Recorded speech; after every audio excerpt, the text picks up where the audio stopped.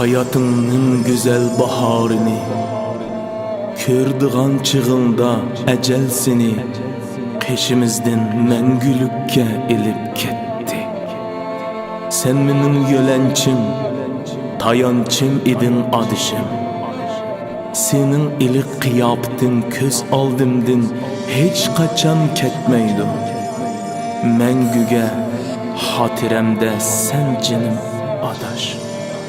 Yatkan yerim cennette bulgay Seyit adaş.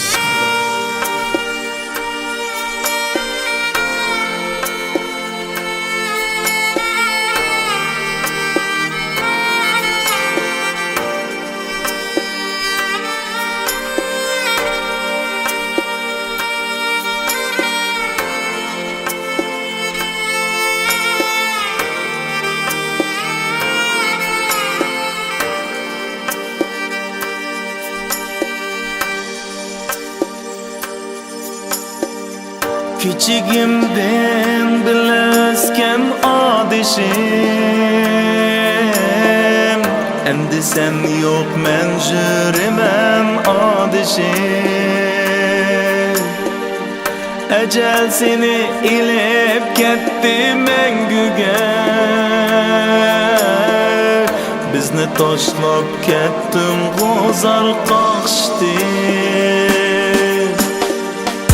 Ecel seni ilip gitti mengüge Bizni taşlap kettin gozal kaçtı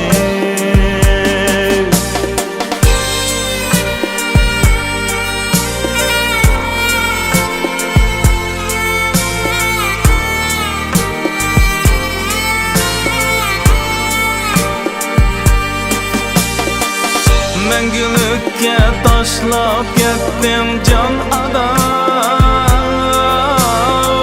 Seni eslep gözden akar taram yar Canım balam dep keynimden kancıklap Kaldım ana ata ana kirimdaş Canım balam keynimden kancıklap Kaldım ana ata ana kirimdaş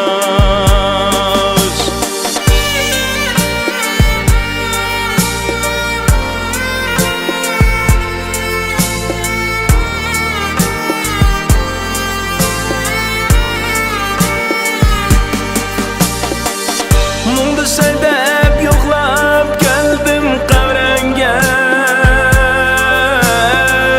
Dava izlep azaplangan derdimge Unutalmayman kancha yıllar ötsem o